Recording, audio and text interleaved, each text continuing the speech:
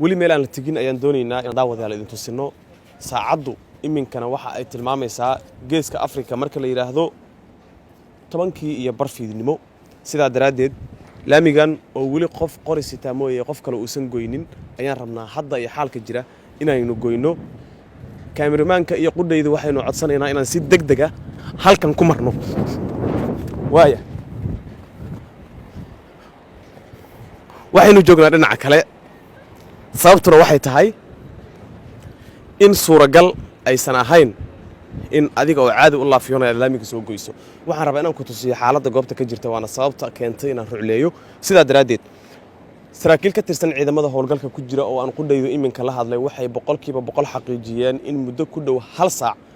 aysan hoteelkan Xayaat oo iminka dhabarkayga dambe ah wax badii ka soo dhicin taasoo ififaala u ah in kooxdii halka looga adkaaday weerarka soo qaaday wayaane sidaa daraadeed ciidamada ammaanku waxay sheegeen in howlgalku soo gabagaboobi doono saacadda soo aadan xaqiijin dheer kadib iyo in dadka jooga goobta isla markaasna hoteelka ku xayirnaa la soo badbaadiyo ciidamo ka tirsan dawladda Soomaaliya iyo mas'uuliyiin ciidan ayaa ku sugan hoteelada ka agdhow hoteelka la weeraray iyo isla hoteelka uu weerarku ka socdo ee Xayaat sidaa daraadeed wadadan waxa macquula inaad 100% taqaano waa wadadii aadaysay aeroboortka Muqdisho burbur xoogan ayaana ka muuqda taasi waa qayb kamida dhibaatada baaxadda leh ee ka dhalatay qaraxan ka dhacay magaalada Muqdisho gaar ahaan aaga lambar 4 si gaar ah hoteelka lagu magacaabo Xayaat oo 24 saacadood wax ka badnaa ay ka dagaalamayeen kooxdii weerarka soo qaaday tani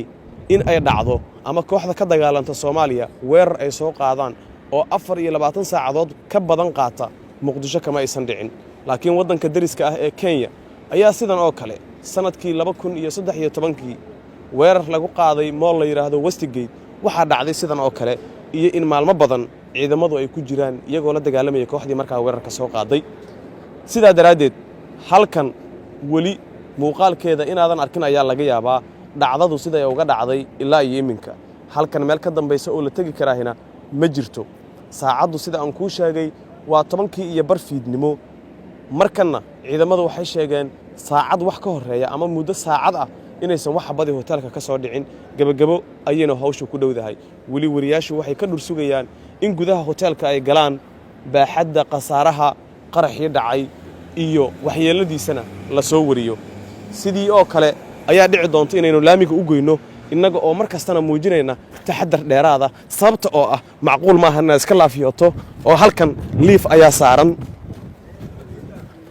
waaya